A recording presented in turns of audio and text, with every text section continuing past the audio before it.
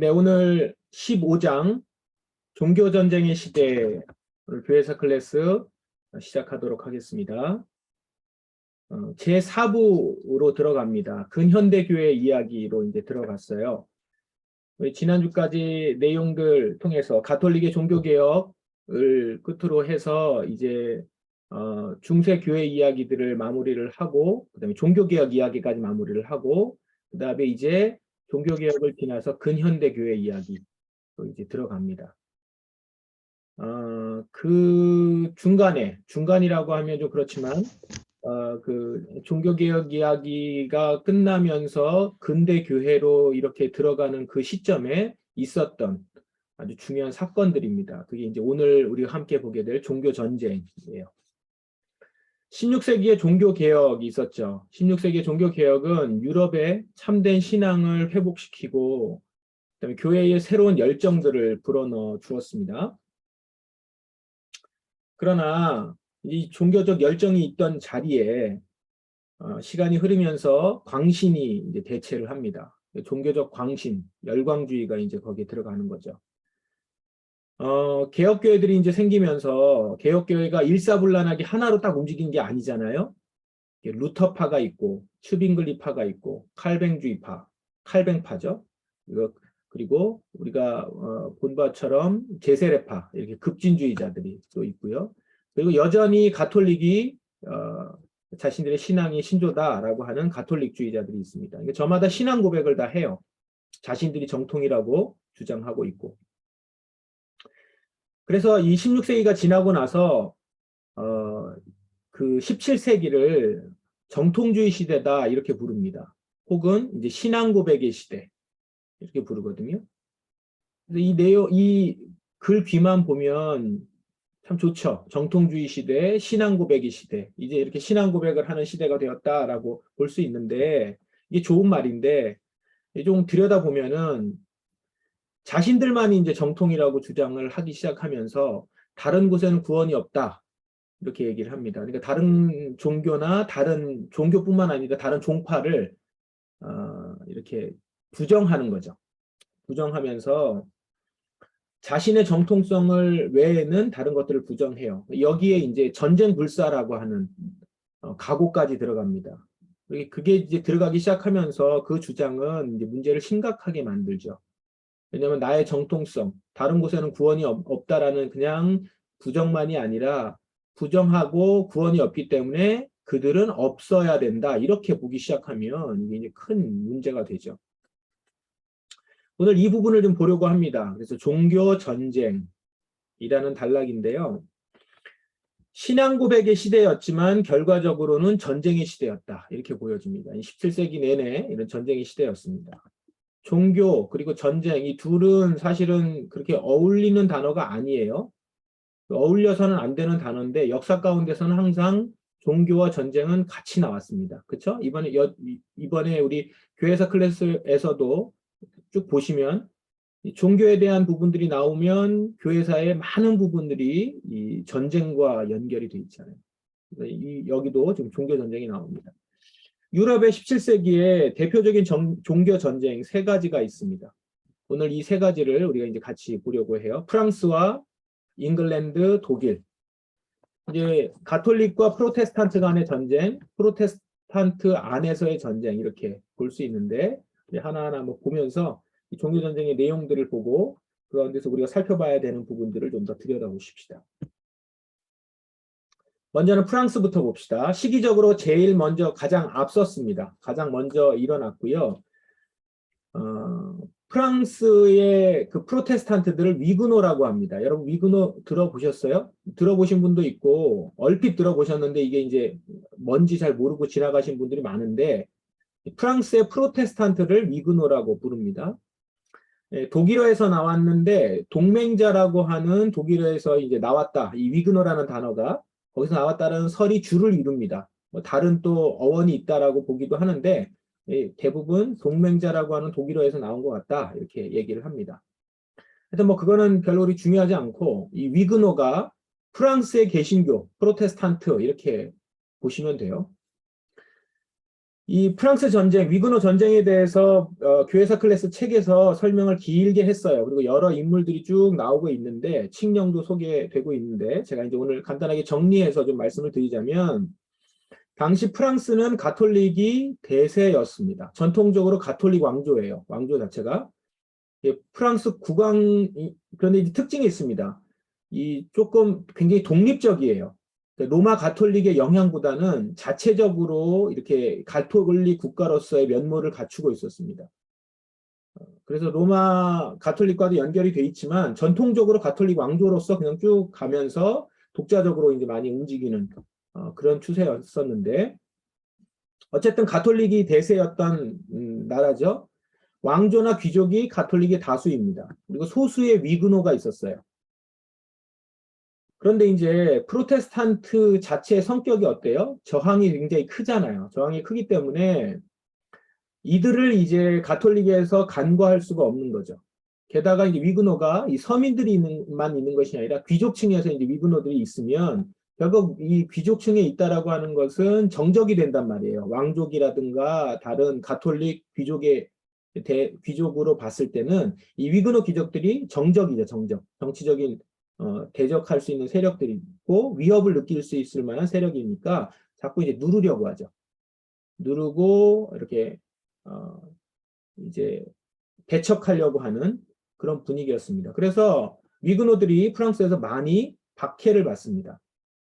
그러는 가운데서도 마냥 그럴 수가 없으니까 이제 왕족들은 화해 분위기를 만들려고 노력을 합니다. 이게 정치적인 노력이죠.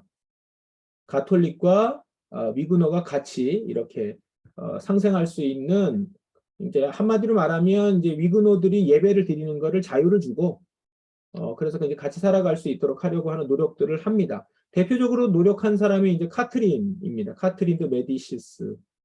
이 사람은 이제 섭정을 했는데, 왕이 섭정을 했던 사람인데, 정치적인 노력으로 많이 화해 분위기를 만들려고 했고, 칙령도 발표를 합니다. 생제르맹 칙령이 바로 이제 그런 칙령입니다. 위그노 예배 자유 보장. 그리고 이제 조금 나중에 앙리 4세가 낭트 칙령도 발표를 하죠. 그것도 위그노들이 예배를 자유롭게 드릴 수 있도록 하는 걸 보장하는 그런 칙령입니다. 그러나 이게 잘 안 지켜져요. 오늘 책에도 있지만. 이 칙령을 발표를 했지만 분위기는 가톨릭이 계속 위그노를 탄압하거나 박해하는 분위기였고, 그거를 암묵적으로 그냥 눈 감아주고 있었던 거죠. 그런 분위기입니다. 게다가 이제 나중에 퐁텐블루 칙령에서는 아예 취소를 해버리죠. 이전에 있었던 생제르맹 칙령이라든가 낭트 칙령을 아예 취소를 딱 해버립니다. 위그노가 프랑스에서 살기가 매우 힘들었던, 숨어 살고 지냈고 어려움 가운데 신앙을 지켰던, 지금도 그런 유적들이라든가 그런 유물들이 많이 나오죠. 그들이 살았던, 숨어 살고 있었던 위그노의 신앙을 지키려고 했던 그런 내용들이 프랑스에 가면 많이 남아있다고 해요. 그러니까 마치 이제 프로테스탄트 박해 시대인 거죠. 초대교회가 이렇게 로마에서 박해받듯이 그렇게 박해받는 시대를 살았던 겁니다. 학살과 순교가 굉장히 많았고, 이 카트린 드 메디시스는 정치적으로 봤을 때는 화해 모드를 많이 만들려고 노력을 많이 했는데 결국은 이 상황을 많이 이용해서 화해하는 척하면서 적대적 행위를 많이 했어요. 그래서 이 카트린 드 메디시스에 대해서 평가를 보면 한쪽으로는 굉장히 열심히 노력해서 중용의 정책, 관용의 정책을 많이 썼는데도 불구하고 잘 안 됐다, 안타깝다, 이렇게 보는 평가가 있고, 역사적 평가가. 또 한편으로는 그걸 그냥 이용해 먹은 사람이다, 그걸 이용해 먹은 아주 이중적인 사람이다, 그래서 아주 안 좋게 얘기하는 역사적 평가도 있습니다. 어쨌든 프랑스에서는 이것 때문에 위그노들이 많이 어려움을 겪고, 위그노들이 이제 들고 일어났을 때 같이 전쟁도 하고 하면서 이제 그 박해만 받은 것이 아니라 저항도 했을 거 아니에요. 그걸 통틀어서 이제 위그노 전쟁이라고 하는데, 역사 가운데서 여러분 그 전쟁에 앞에 이름이 붙는 게 많은 경우에 패배자 쪽에 이름을 붙여요. 그렇죠? 위그노 전쟁 하면은 이제 누가 진 거냐면 위그노들이 진 거죠. 이게 왜 그러냐면 전쟁의 이름을 누가 붙이냐면 그 전쟁에서 이긴 쪽에서 붙이기 마련이거든요. 그렇죠? 역사를 끌고 가는 사람들이 붙일 거 아니에요. 자기네들이 전쟁에서 이기고 나서 이제 이전에 있었던 전쟁을 정리하면서 이 전쟁에 이름을 붙이는데 그 전쟁 이름을 자기 이름으로 붙이지는 않아요. 그러니까 실패자 이름을 붙이는 거죠. 그래서 위그노 전쟁 하면 이제 얼추 우리가 이해하기로는 위그노가 졌구나 이렇게 보시면 됩니다. 그래서 이 위그노 전쟁이 이 프랑스 안에서 있었죠. 이 프랑스 종교 전쟁의 대표적인 사건이 뭐냐면 이 위그노와 이야기 나올 때 항상 나오는 내용입니다. 바르톨로뮤 학살 사건이죠. 이거는 시험에도 나요. 세계사 시험에도 나오는 아주 일대 사건인데 바르톨로뮤는 예수님의 12제자 중에 한 명. 우리 성경에는 바돌로메라고 나오거든요. 그 바돌로메예요. 그 성인이 바르톨로메 축일이 성인 축일이 8월 24일이래요. 그러니까 우리 지금 8월 17일이니까 다음 주 수요일이에요. 그때가 이제 성 바르톨로메 축일인데 이때 왕궁에서 결혼식이 있는데 결혼식을 했는데 결혼식에 이제 많은 사람들 초대하면서 위그노 귀족들도 같이 초대를 해요. 근데 이날 결혼식 때 이 수십 명의 위그노 귀족들을 살해합니다. 계획된 살해를 해요. 그러면서 동시에 가톨릭 신자들을 선동해서 위그노들을 학살하도록 이렇게 조장합니다. 선동을 해요. 그래서 이날을 기점으로 해가지고 10월까지 약 한 달 반 정도 기간 동안 수많은 위그노 사람들이 프랑스에 있는 위그노 사람들이 거의 뭐 씨를 말릴 정도로 다 죽습니다. 그래서 그 추산한 것으로는 7만에서 10만 명이 학살이랍니다. 엄청나죠. 오늘 여러분 그 교회사 클래스 책에도 그 바르톨로미오 학살 사건 사진이 나오죠. 그림이 나오는데 이게 흑백이라서 잘 안 보일 텐데 이게 유명한 그림이에요. 그래서 인터넷 찾아보시면 다 있는데 이게 이제 큰 그림으로 된 거 한번 보시면 이제 딱 그 성만 나오는 것이 아니라 저쪽 산 쪽에 옆에 마을 쪽에 있는 내용까지 같이 나오거든요. 보면 수많은 사람이 학살당해서 죽어가고 있고 시신이 쌓여 있고 막 이런 게 있어요. 그걸 보면 얼마나 잔인하게 그런 학살이 일어났는지 보면 볼 수 있습니다. 참 잔인한 일이죠. 가톨릭에 의해서 위그노들이 크게 박해를 받은 사건입니다. 저는 그 슬라이드에 오늘 그 학살 사건의 장면을 갖다가 올리지 않고 한 그 연인 사진을 좀 올려놨는데 이게 바르톨로뮤 학살을 배경으로 한 아주 유명한 그림입니다. 보신 적 있으세요? 이 그림? 그림 가끔 나오는데 이게 그 이 연인이 한 명은 가톨릭이고 한 명은 위그노예요. 힌트를 드리자면 누가 가톨릭이고 누가 그 위그노일까요?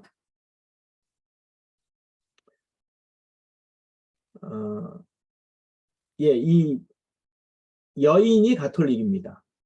이제 이게 어떻게 할 수 있냐면 이제 당시에 바르톨로뮤 그 학살 사건 때에 가톨릭 신자들은 이제 하얀 천을 팔에다 묶었다고 해요. 하얀 천을 팔에다 묶고 그 표시가 없는 사람 위그노들을 다 이제 죽인 거죠. 지금 이 남자가 위그노예요. 이 위그노로 이제 죽게 된 상황이 되니까 아마 이 둘 다 좀 귀족인 것 같죠? 옷을 입은 거 보니까. 그래서 이제 귀족들 서로 이제 사랑하는 연인인데 위그노들 다 죽이고 있으니까 이 가톨릭 여인이 자기 애인에게 팔에다가 지금 묶어주는 거거든요. 이 흰 천을 묶어주면서 살 수 있도록 그렇게 하는데 여기 잘 보시면 남자가 손을 안고 있으면서 손으로 천을 이렇게 풀어요. 푸는 장면입니다. 그러니까 남자가 지금 천을 풀면서 나의 신앙을 부정하기보다는 죽음을 택하겠노라 라는 거죠. 얼굴은 굉장히 부드러운 모습이지만 단호한 남성의 모습입니다. 여자는 지금 애원을 하고 있는 거예요. 제발 살아달라. 근데 그걸 거절하면서 지금 이제 거의 마지막이 될지 모르는 서로를 그렇게 애잔하게 바라보는 장면입니다. 이 여인을 바라보는 장면. 슬픈 사랑이죠. 그래서 위그노 이야기하고 이 바르톨로메 학살 사건 내용을 쭉 들으면서 이 사진을 한번 가만히 들여다보시면 그 당시에 신앙을 지키는 것 그리고 이게 서로 이렇게 죽이고 죽을 일이 아닌데 죽을 수밖에 없었던 이런 일들이 만든 비극적인 사랑들을 볼 수 있는 것이고 비극적인 사건을 이렇게 보여주고 있는 그런 그림이에요. 그래서 제가 오늘 이 그림을 여러분들한테 지금 소개합니다.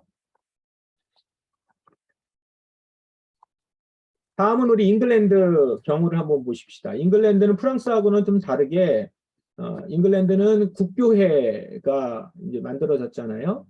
그러니까 국교회는 프로테스탄트이죠. 성공회는. 그래서 잉글랜드의 경우에는 프로테스탄트 국가로 자리매김을 했어요. 그 자리매김했지만 우리 영국 국교, 잉글랜드 국교회 이야기하면서도 봤지만 이 국교회의 그 개혁이 마음에 안 들었습니다. 이 프로테스탄트에서. 그래서 이제 그들이 보다 철저한 개혁을 요구합니다. 그들을 국교회 측에서 뭐라고 불렀냐면 청교도라고 불러요. 약간 그 결벽증 같은 모습을 보인다라고 해서 청교도라는 이름을 붙이죠. 비꼬아서 붙인 이름인데 그게 이제 굳어졌습니다. 그래서 잉글랜드의 경우에는 프로테스탄트 국가지만 국교회와 비국교회, 청교도가 서로 이제 붙습니다. 그 안에서 이제 전쟁이 일어나죠. 청교도는 가톨릭 색채가 나는 것들, 영국에서 로마 가톨릭을 배제했다고 하면서도 여전히 가톨릭 색채 요소들이 많은 것에 대해서 이제 지적을 하고 그거를 배격해야 된다 주장을 하죠. 예를 들면 십자가 사용하는 것. 이런 것들은 아니다. 이거는 십자가 사용, 사제 예복을 입는 거, 제단에서 성만찬 하는 것. 성만찬은 희생제사가 아니다. 이제 이런 주장을 하면서 청교도들은 이런 것들을 철저히 배격해야 된다 주장을 하죠. 그래서 이 십자가 사용까지도 못하게 합니다. 이게 우상숭배와 같고 가톨릭이 이걸 이용해서 성물이라고 하면서 막 미신적인 행동들을 했던 것들에 대해서 배격하는 거죠. 그래서 오늘날 우리 한국교회에도 이 청교도적인 색채가 굉장히 강해요. 우리 포도나무교회가 속하여 있는 예장 합동 측도 이 청교도 신앙입니다.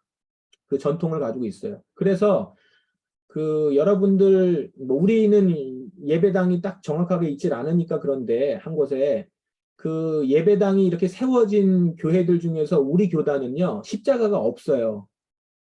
그 강대상에 보면 없고 뒤에 이렇게 천으로 되어 있거나 붉은 천에다가 가운데 하얀색으로 천을 내린 그런 예배당들 가보시면 그게 이제 청교도 신앙을 따라가는 교회예요. 십자가를 붙이거나 이런 성물들을 그렇게 중요하게 여기지 그걸 좀 배격하는 거죠. 우상숭배라고 해서 그런 요소들이 좀 있습니다.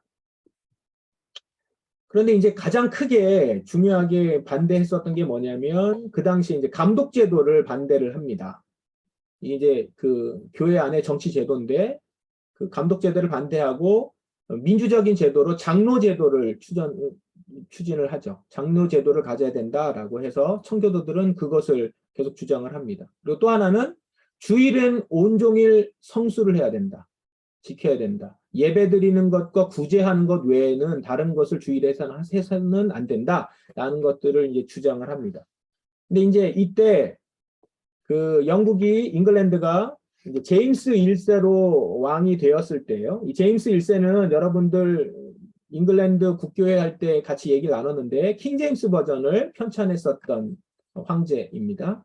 근데 제임스 1세는 잉글랜드 역사에서 아주 중요한 사람인데 그 잉글랜드와 스코틀랜드가 나눠져 있는데 최초로 스코틀랜드와 잉글랜드의 통합 황제예요. 그래서 대영제국이라고 하는 이름으로 황제가 된 첫 번째 사람이라고 해요. 그래서 아주 중요한 인물이고, 근데 이 제임스 1세가 이 가톨릭이에요. 가톨릭적 배경이 있어요. 그래서 이 잉글랜드 국교회를 인정을 하면서도 가톨릭적 색채를 굉장히 중요하게 여기게 되겠죠. 이 제임스 1세가.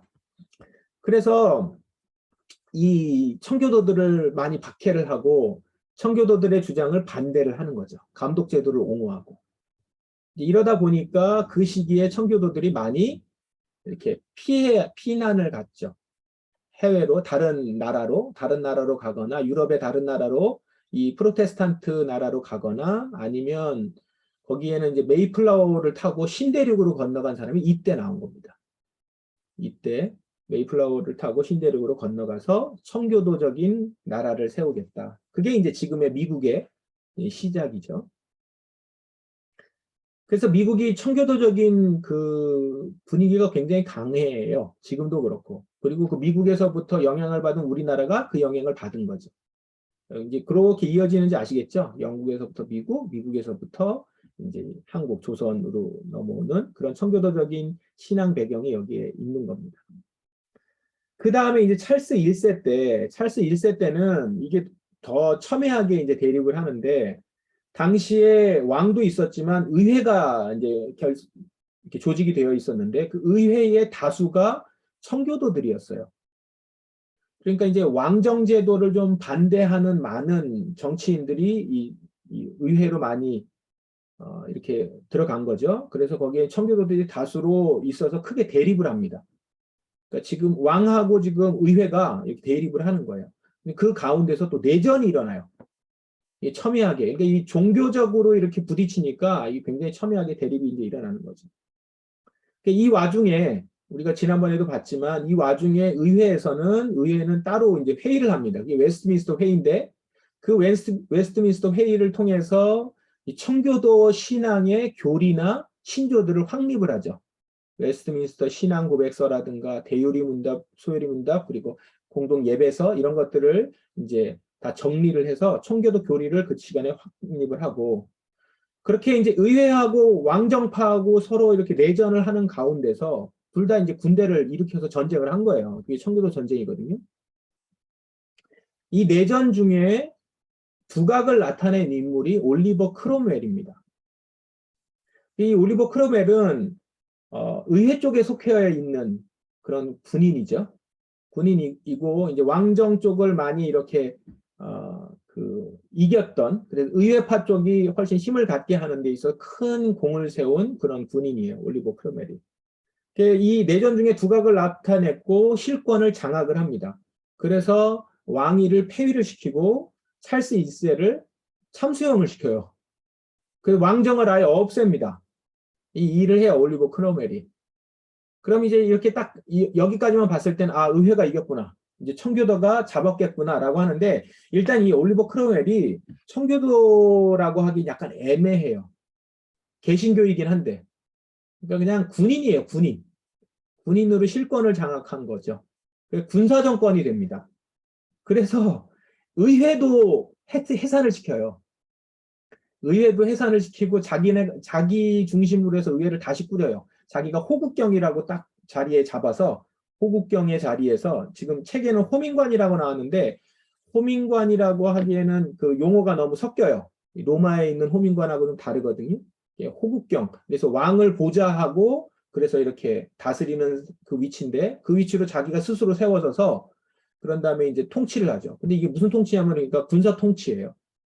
군사 독재처럼 이 일을 합니다. 그래서 굉장히 강하게 통치를 하죠. 그러면서 이제 공화정이 시작이 됩니다. 공화정이 딱 시작이 됐는데, 올리버 크롬웰과 그의 아들로부터 있는 이 공화정이 너무 군사 정권 안에서 일어난 거니까 오래 가지 못하죠. 민심을, 지지를 받지 못해요. 그래서 결국은 다시 폐위가 되고 왕정으로 복귀를 합니다. 찰스 2세가 다시 세워집니다. 잠시 공화정이 있었다가 왕정으로 다시 복귀를 해요. 그러면서 찰스 2세는 어떻게 했어요? 청교도들에게 다시 대여가지고 잉글랜드 국교회가 강화가 됩니다. 오히려 잉글랜드 국교회가 오히려 강화가 되면서, 거기가 강화되면서 그 전에 청교도가 잡았었죠. 다시 국교회가 강화가 됐죠. 그러니까 양쪽 다 힘이 있단 말이에요.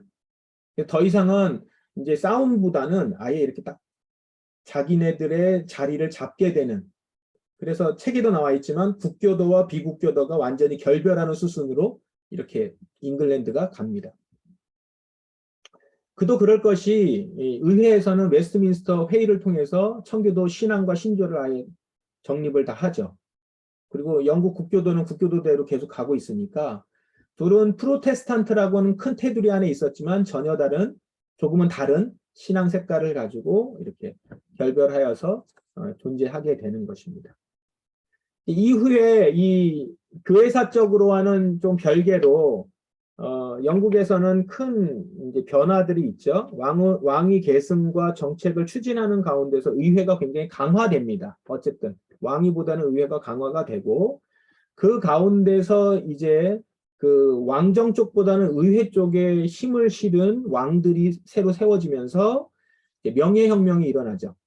의회가 강화가 되고. 그래서 의회 민주주의가 이제 확립이 되는 그런 길로 이 영국이 들어서죠. 그래서 책에도 나와 있지만 여러 가지 그 항쟁의 결말에 의회 정치의 발달에 기초를 두는 그 명예혁명과 권리장전 승인이 이제 공포가 되는 그런 역사적인 사건이 이 잉글랜드 청교도 전쟁 이후에 있습니다. 그래서 이제 권리장전, 대헌장과 그다음에 권리청원과 권리장전은 잉글랜드 헌법의 근간을 이루고 의회 민주주의의 정치의 확립의 기초를 이루는 그런 아주 중요한 문서가 되었다고 합니다. 자, 여기가 이제 잉글랜드 청교도 전쟁이고요. 제가 이 슬라이드에 제임스 1세하고 찰스 1세를 이렇게 지금 보여드렸는데, 제가 가지고 있는 교회사 클래스 예전 버전 책에는 이 제임스 1세와 찰스 1세 사진이 바뀌어 있어요. 제가 쭉 찾아보니까 지금 슬라이드에 있는 이 그림의 이름이 이렇게 맞거든요. 심판은 어떻게 되어 있는지 제가 확인을 안 해서, 구판에는 이게 이제 바뀌어 있습니다. 이제 슬라이드에 있는 그림이 맞아요. 이렇게 제임스 1세와 찰스 1세가 이렇게 있는 게 맞습니다. 마지막으로 독일을 보겠습니다. 독일은 종교개혁이 성공한 나라잖아요. 루터에 의해서 성공한 나라입니다. 그 안에서 왕이 있었고 여전히 그 신성 로마 제국이라고 하는 독일은 가톨릭이 왕 위에 있습니다. 그렇지만 그 프로테스탄트들을 인정하지 않을 수 없는 분위기였단 말이에요. 굉장히 강하고요. 그 색채가. 그래서 영토 내에서 종교의 자유를 인정합니다. 1555년에 아우크스부르크 평화협정을 통해서 이 프로테스탄트의 종교적인 행위와 모든 그 자유를 인정을 하죠. 그러나 속을 들여다보면 루터교 신자들에게만 해당되는 얘기였어요. 그런데 종교개혁이 루터파만 있는 게 아니거든요. 독일에서는 거기가 강하지만, 루터파가 강하지만, 바로 주변으로만 나가도 이제 새로 있는 어떤 파들, 특별히 칼뱅주의 같은 경우는 주의자들이, 프로테스탄트들이 있단 말이에요. 독일에도 영향을 미치고. 이들에게 있어서는 전혀 혜택이 없고 자유가 보장이 안 되는 거예요. 그래서 여전히 박해가 있었습니다. 그리고 또 이 프랑스와 마찬가지로 종교의 자유를 줬다고는 하나 실권을 잡고 있는 가톨릭에서 박해가 계속되는 거죠. 권력자들이 거기에 많으니까 가톨릭. 그러니까 이 가톨릭의 박해가 계속됩니다. 그러다 보니까 독일은 어떻게 했냐면 복음주의 연맹을 결성합니다. 1608년에.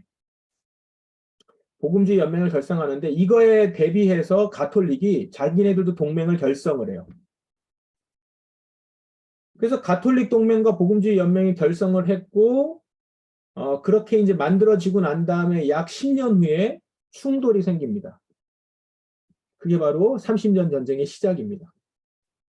그래서 1618년부터 1648년까지 30년간 전쟁을 해요. 근데 이 전쟁이요, 우리 보통 그 전쟁을 하면 그 전에 뭐 장미 전쟁도 한 30년 했고요. 100년 전쟁도 있고, 뭐 전쟁들이 좀 길잖아요. 다 십자군 전쟁도 있고 이렇게 되게 긴데, 그 긴 시간 동안 다 전쟁을 한 건 아니에요. 그 기간 동안 어느 순간 전쟁을 하고 다시 좀 휴전을 했다가 전쟁을 하고 이랬는데, 이 독일 30년 전쟁은 거의 내내 했대요. 휴전 없이. 그러다 보니까 굉장히 치열하게 엄청난 피해가 있었던 전쟁이라고 해요. 게다가 이거는 단지 종교전쟁이 아니었습니다. 30년 전쟁은 처음 시작은 양상은 가톨릭 동맹과 복음주의 연맹의 충돌로 종교전쟁이었는데, 이제 이 상황에서 주변 나라들이 그걸 보고 참전을 합니다. 가톨릭 쪽의 국가들은 가톨릭 동맹에 참전을 하고, 복음주의, 이 개신교 쪽의 국가들은 또 개신교 쪽 복음주의 연맹에 참전을 해가지고 이게 국제전쟁으로 비화가 돼요. 처음 시작은 종교전쟁이었는데, 그리고 계기도 종교전쟁이었는데, 나중에 가서는 각 나라들이 들어오면서 이게 나중에 결과적으로는 각 나라들의 이권 다툼의 장이 됩니다. 그래서 영토 전쟁으로 비화가 이렇게 커져요. 확산이 됩니다. 이제 먼저는 스페인이 들어오고요. 스페인은 전통적인 가톨릭 국가죠. 스페인은 가톨릭 국가로서 이제 참전을 하고, 스웨덴하고 네덜란드는 프로테스탄트 국가예요. 그래서 이쪽 프로테스탄트들을 지지하는 쪽으로 참전을 하고, 프랑스는 아까 말씀드린 것처럼 가톨릭 국가예요. 그런데 프랑스는 프로테스탄트들을 지지해요. 왜 그러냐면 스페인을 경계해서 스페인이 가톨릭의 패권을 잡고 있는 것을 보고 그걸 경계해서 프로테스탄트를 이렇게 지지해요. 그러니까 이게 이제 종교전쟁이 아니죠. 이게 이제 점점 더 패권 장악을 위한 전쟁이 되는 거예요. 그래서 유럽 전체의 대전입니다. 세계대전처럼. 국제전쟁으로 최초의 국제전쟁이라고 할 만큼 이제 큰 전쟁으로 커집니다. 그래서 나중엔 결과적으로 영토전쟁이 됐고요. 현대 지금 유럽 국가의 영토 형성에 있어서 영향을 미쳤었던 전쟁입니다. 이 전쟁이. 말씀드린 것처럼 30년 내내 지속이 되었고 나중에 끝났을 때는 독일이 초토화가 돼서 최대 독일의 3분의 2가 죽었다고 얘기를 해요. 얼마나 많이 죽은 겁니까? 다 죽은 거나 마찬가지죠. 이건 3분의 1만 남았다 이 정도가 아닌 거예요. 자, 이 30년 전쟁이 끝날 때 끝낸 것이 이제 베스트팔렌 평화 조약입니다. 베스트팔렌 평화 조약은 여러 가지로 이제 각 나라들이 다 와서 조약을 체결하는 겁니다. 그래서 최초의 근대 외교 회의예요. 이게 지금 교회사로 보니까 교회사적으로는 어떤 거죠? 신앙 선택의 자유를 인정해요. 가톨릭도 인정, 개신교도 인정. 서로 싸우지 말자. 평화 조약을 맺은 거죠. 그래서 처음 시작이 종교전쟁으로 시작된 거니까 종교전쟁으로 종교를 평화조약으로 마무리를 하면서 동시에 사실 각 나라들이 다 들어와 있었기 때문에 그 자기네 나라의 주권들을 주장을 하면서 그걸 토대로 회의를 합니다. 그래서 국가주권 개념을 토대로 회의했던 최초의 회의. 그래서 이게 세계사적으로도 의미가 있는 그런 조약입니다. 베스트팔렌 조약은. 그래서 여러분 많이 들어보셨을 거예요. 세계사 공부하신 분들. 이게 이제 독일 30년 전쟁에 나타났었던 결과입니다. 이게 독일 전쟁, 종교전쟁 30년 전쟁이었고요. 자, 오늘 프랑스, 잉글랜드, 독일 종교전쟁에 대해서 잠시 살펴보았습니다. 종교전쟁 이후에 여러분 어땠겠습니까? 종교전쟁들이 이렇게 일어나고 나면요. 종교에 대한 회의가 들죠. 자연스럽게. 그래서 종교에 대한 비판 의식이 생기고 이제 종교가 아니라 이 종교가 광신도처럼 변하니까 이거는 이성을 마비시키고 완전히 해악이 있다라고 해서 이제 이성에 근거한 신념을 중시 여깁니다.